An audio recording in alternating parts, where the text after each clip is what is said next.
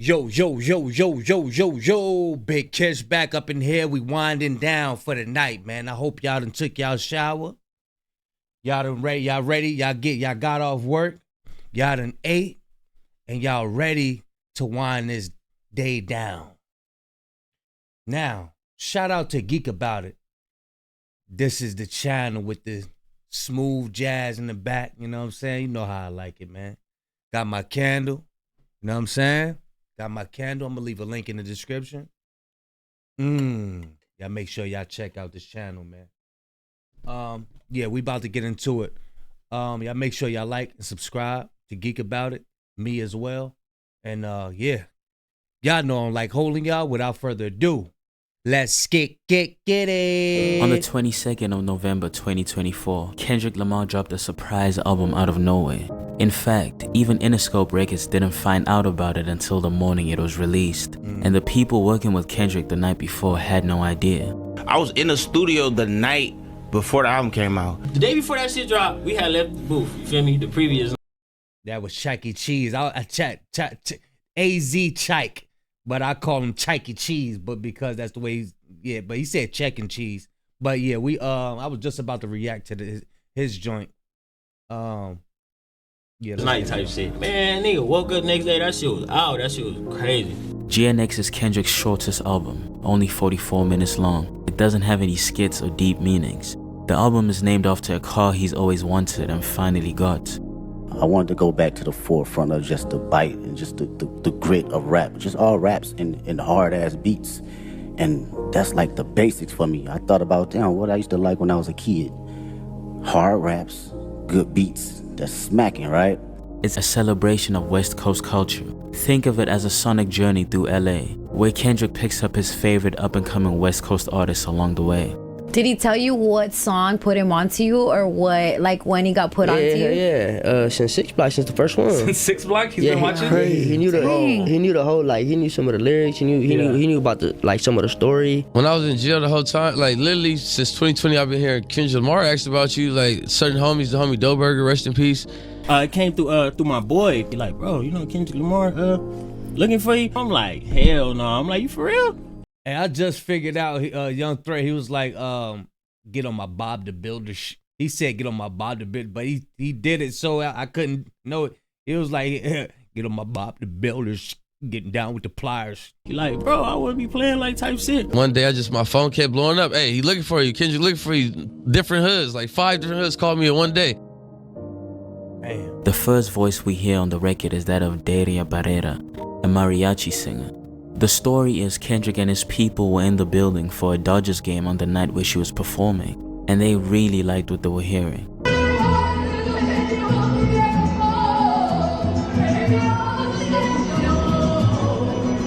Three days later, she was contacted and invited to the studio. The main producers on GNX are Soundwave and Jack Antonoff, who worked on every track. But of course, there are a bunch of other producers credited on the record. What's interesting is that Kendrick is also credited on production a couple times. He's very hands-on, often sparking ideas, giving specific requests, or setting the direction for producers. For the song Hey Now, Kendrick wanted something unique that others wouldn't get on, and Mustard had the perfect beat.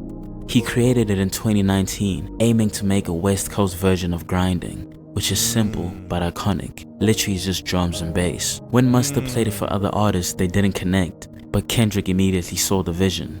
You know? Well, you said Hey Now, was it YG that you gave that to first, or that he passed Hey on? Now, I made in front of him and he was like, oh, that's cool. And I'm like, all right. And then I played it for Quavo and I'm like, yo, bro, like, you should do this. And he's like, what am I supposed to whisper? And I'm like, and I remember Kendrick told me something like, man, send me something that you did. That's like, it's crazy that nobody, like, it don't sound. Art. That's an artist right there. Send me something ain't nobody gonna like. Send me something that's out of this world. Just send me something that I'm gonna be like, ew, get out of here. Send me that and watch what I do with it. Watch what I do to it. That's an artist. That's an artist. Sound like nothing else. And I'm like, I got the perfect one. As soon as I sent it, he was like, oh yeah, that's it. And when he said that, I was like, oh shit. I sent him Hey Now way before Not Like Us. Oh, really? Yeah, I sent him Hey Now. Hey Now is a beat that I made in like 2019 or 2018 or something. For the song GNX, he wanted an ignorant West sound with space in the drums, and Rascal the producer delivered exactly that. The story behind Squabble Up is also notable. Kendrick gave Scott Bridgway the original When I Hear Music song to sample. Bridgway then picked the best 10 seconds and made a beat in 30 minutes. He took it back to Kendrick, who heard it and then freestyled for another 30 minutes before writing the song. According to Bridgway, the track was finished that same day. TV Off came from 2 separate beats that Mustard sent. Kendrick recorded over both and turned them into one song. They're gonna So say like, it's a LA these are thing. unlimited beats. That's all Kendrick shit. Holy Like that's shit. all beats I just send them. The first sample on TV Off was done by Sean Momberger, who also worked on Not Like Us with Mustard. We've just been locked in, just making beats all day, and we just have a good creative rapport. So, you know, we were just locked in, trying to make stuff for Kendrick, and he was texting Kendrick like 5 beats a day. And The now viral Mustard scream in the second half of the song was Kendrick mimicking Goku when he first turned Super Saiyan. Oh. Hey, Mustard! He did that on another track too.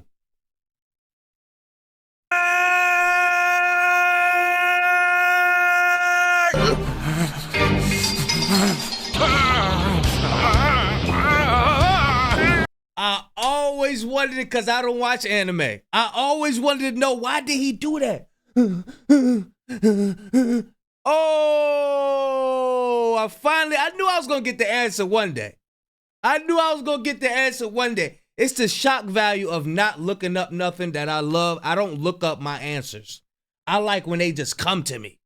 And that just, the shock value is crazy. Wow. This is going to turn me into an anime fan right here, man. Wow.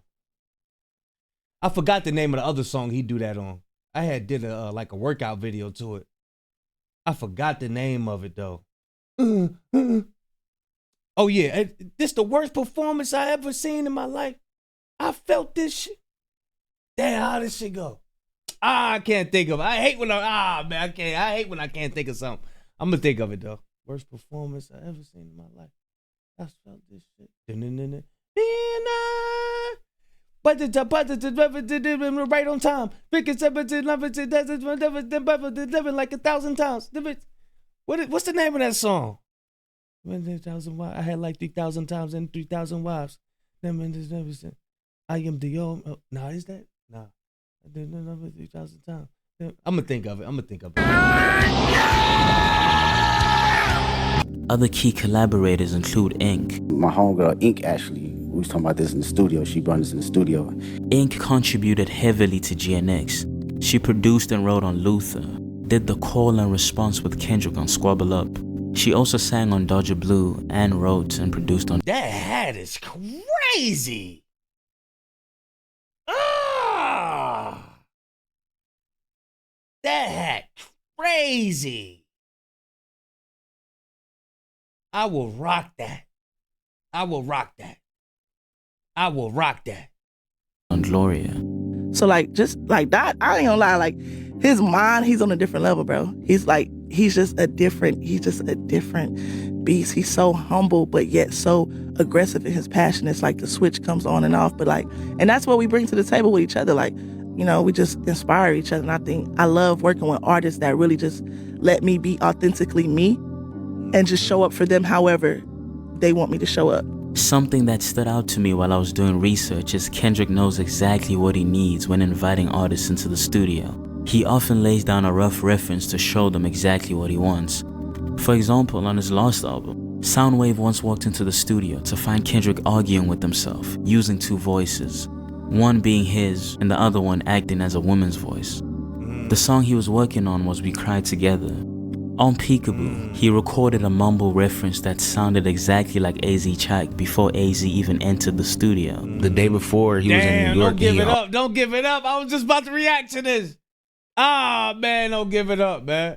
Already did the song. He said he already heard me on it. So when he played it, his parts was already on there, and the parts I was supposed to be on, he was mumbling how I rap. Yeah, that's you. That's I'm your like, pocket. oh, okay, bet. Like, you know what I mean? So told me like rap, bro. Just rap. He like, when you rap, just rap like when they hear this, they want to ask like, who the fuck is this? Like I did like 4 different verses to Peekaboo. Oh, you Wow. Peekaboo was a lot longer than that, but I think he was just doing it just to have more to work with. Yeah. So like I did the first half, he came in like, that's hard, do this. He also wanted him to do the hook by himself, but it was too fast for him to keep up. They had me do the hook by itself, Got but that shit is a tongue twister. I told them. Like, even when I heard it the first time, before I even knew they wanted me to do the hook by myself like that, I'm like, Dennis, he saying this shit fast as fuck. Who is he, Eminem? Yeah. And when I told him, he like, bro, I just did like so many takes. I just kept and doing one it. work. Yeah, I just kept doing it. So when I went to go do it, like the first time I couldn't do it by myself. Like I had to hear him say it. Like it had to play while I said it. Because of how aloof and out the way he is, most people.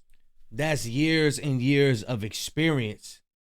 Being able to adapt to certain words and having and training your muscles in your mouth to say certain things off of another word. That takes a lot of practice and years of experiences, because there's words that you never put together before. There are words you never put together before and had certain spaces in it, pauses in it, and certain waves in breaths inside of that word. Telling you, man, hey, look, bro, being a wordsmith gets very, very technical. Very technical. People won't know that a lot of these artists on GNX are people that Kendrick has already had behind the scenes relationships with. He's quietly tuned into the scene. For example, Wally the Sensei, who's featured on Dodger Blue, is from Kendrick's neighborhood and has known him for years. He appeared in the Family Ties video and is close to Kendrick's best friend J Real and Lil L. We all come from the same neighborhood. As far as me, Kendrick, L, Jay West.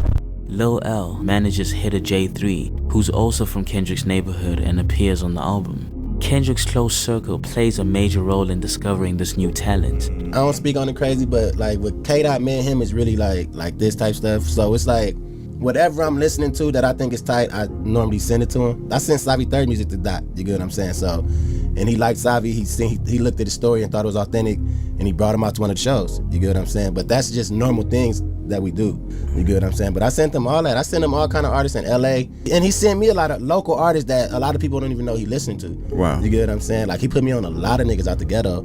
I'm real cool with Dot's best friend. He like his executive assistant. Nice. Shout out J Real. J Real.